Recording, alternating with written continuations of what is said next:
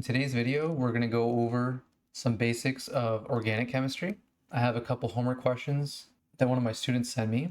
We're going to check his answers in a bit, but first I wanted to start off with some more basic concepts. So let's say we had the following carbon chain.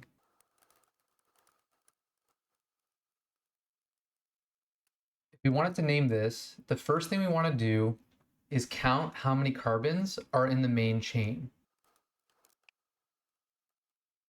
In this case, there's 4. In this case, there's also no attachments or double bonds. So this is going to be the easiest hydrocarbon to name. This is going to be called butane. Whenever you see the suffix ane, this means it's a saturated hydrocarbon, meaning there's no double bond. Everything is just a hydrogen and a carbon, and there's nothing crazy going on. Now, you might be asking yourself, where did I get the but from? Well, there's a list of prefixes that you need to know. To get a full list, you can just Google one, but I'll give you a couple. So if the longest carbon chain is 1 length, then that's going to be meth. 2 length is going to be eth. 3 length is going to be prop. 4 length is going to be but. And if there's nothing else crazy going on, and it's a saturated carbon, the ending will just be ane. Now, what if we have a double bond? Let's take a look at the question that my student has here. We see that the main carbon chain, again, has 4. So we know that it's but, but this time there's a double bond. So when there's a double bond, you change it to ene. So instead of it being butane, it's going to be butene. Now, what if we had a triple bond instead? This would be called butyne. Y-N-E instead. Now, what if the location of the double bond or triple bond changes? What do we do then? For example, if we remove this triple bond and we instead put it here, what would this one be called? It can't be called the exact same thing. It must be called something else. So this would be called butyne. Basically the same name, except that you put a 2. The reason for this is because the location of the double bond is on the second carbon now. Okay, let's try number 6 here. So that carbon chain has 1, 2, 3, 4, 5, and it has a double bond on the second carbon.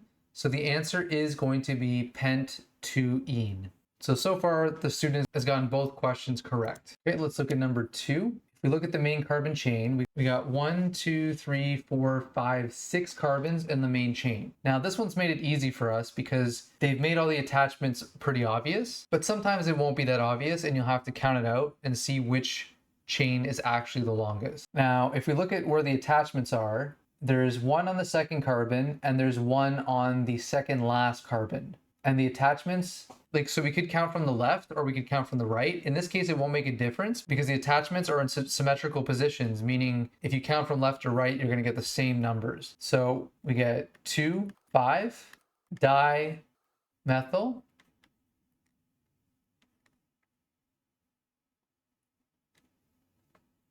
Now let's think about it. Is it correct? Is it dimethyl? So yeah, if you have 2 attachments that are the same, you put di.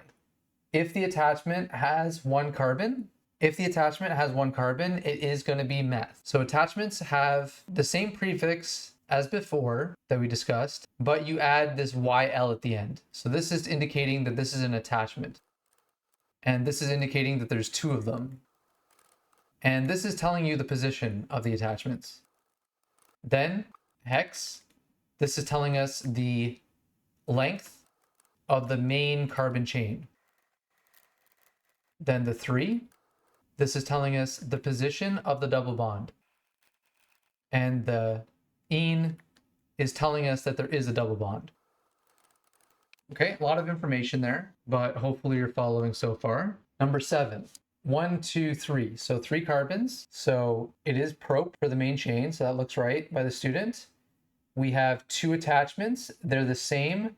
They are methyl, so dimethyl makes sense. And the positions are 2 and 3. Remember, you want to count from left or right, whichever one gives you the smallest numbers on your attachments. So the attachments are, you prefer to count from right to left in this case. So 2 and 3 is correct. dimethyl is correct, prop is correct, and the double bond is located at 1, so he puts 1-ene. Perfect. Good job from the student so far. Okay, this time we're going to hide the answer, and then we'll check to see if we get the same answer as the student. Number 3. So let's see, the main carbon chain is 1, 2, 3, 4, 5, 6. So that's going to be hex. And we have 2 attachments. Both attachments are meth. And remember, when it's a detachment, add YL at the end to indicate that it's an attachment. The location of the attachments are on the 2nd carbon and the 3rd carbon from the right. So we put 2, 3. But wait, one thing I didn't mention yet is you want the double bonds number to be as small as possible. So we technically should finish naming the hexene first. So let's see what happens. So the double bonds position could either be on the 2nd carbon, or it could be on the 1, 2, 3, 4th carbon. So it's actually better to make this a 2, which means that these numbers are going to have to change actually. So we're going to have to count from left to right, and we're going to get 1, 2, 3, 4.